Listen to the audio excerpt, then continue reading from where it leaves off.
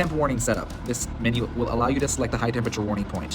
When the display value is higher than this point, a high temp warning message will flash the current water temperature in the LCD1 display. The value is adjustable from 150 to 300 Fahrenheit. Press and release SW1 until warning is displayed. Press and hold SW1 until the message changes. Release SW1 and the current warning point will be displayed. Press and release SW1 to increase the value from high 150 to high 300. Press and hold SW1 until done is displayed to save the value. Release the switch to go on to the next sub-menu.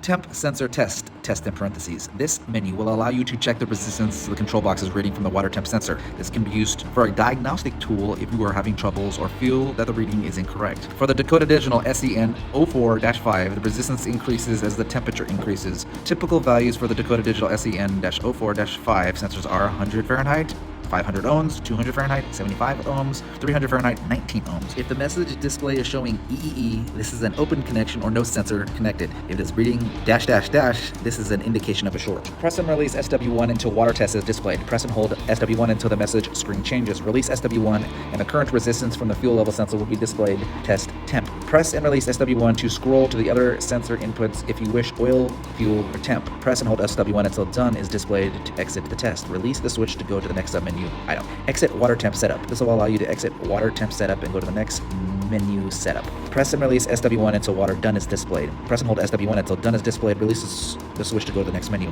Oil pressure setup. The standard Dakota digital oil pressure sensor for the system is SEN-03-8, 0 to 100 psi solid state sensor with 1.8 NPT threads. This sensor is 100 psi selection or normal on earlier system. 0 to 300 psi sensor is supported for engines with oil pressure exceeding this psi. This sensor 300 psi selection. If bus is selected for the sensor type, oil pressure reading should be coming into the aux IO port through the BIM module. The oil pressure setup allows you to set up oil pressure warning point that will cause the message to display to flash the oil pressure reading whenever the value is lower than the warning set point. There's also a test mode that will display the voltage from the sensor to troubleshooting assistance. Press and hold SW1 while turning the key on. Release SW1. Press and release SW1 until setup oil is displayed. Press and hold until the switch oil warn is displayed. Release SW1. Press and release SW1 and scroll through the oil sub-menus. Warn test done.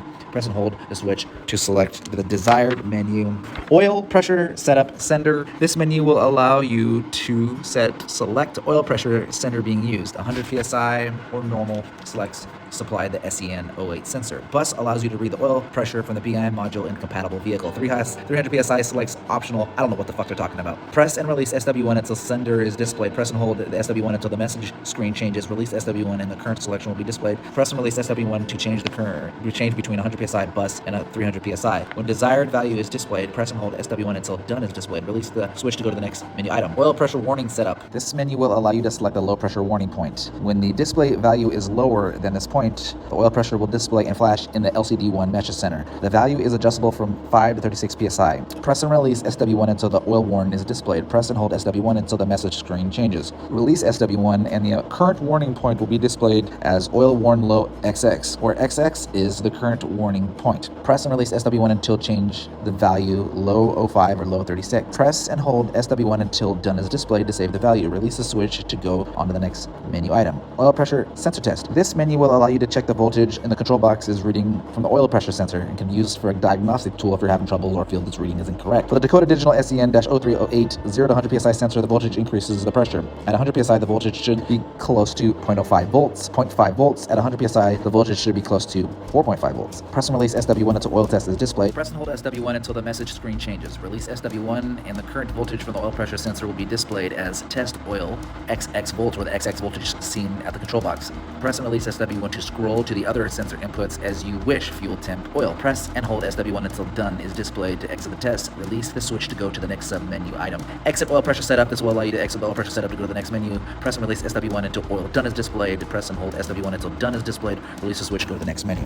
Fuel setup. The control box can read 8 common fuel level sender resistance values. If your sender is not shown in the table below, the system can be programmed to read the custom sender. If a bus is selected for the sender type, the fuel level should be coming into the aux IO port through the BIM CIM module. The table below shows 8 pre-programmed senders in their respective empty and full resistance values. On the table here, it shows Ford 73 to 10 ohm earlier in late 80s, FTEM 73 ohms, 10 ohms, empty or full. If you don't know what type of fuel sender your has, you will first need to know how much fuel is currently in your tank, and I wonder if we should even read this, because the next portion says, to begin fuel setup, FYI, this is page 23, press and hold SW1 while turning the key on. Release SW1, press and release SW1 until the fuel setup fuel is displayed. Press and hold SW1 until the fuel sender is displayed. Release SW1, press and release SW1 to scroll through the fuel submenu, sender, custom, test, or done. Press and hold SW1 to select it. Fuel sensor setup, the fuel sender. This menu is used to select the fuel level sensor type. The table above shows 8 options and resistance ranges as well as customs options. Press and release SW1 until fuel sender is displayed. Press and hold SW1 until you get sender XXXX, where XXXX is the current sensor. It is set to release SW1 and the current sensor selection is displayed. Press and release SW1 to scroll through the custom sensor options.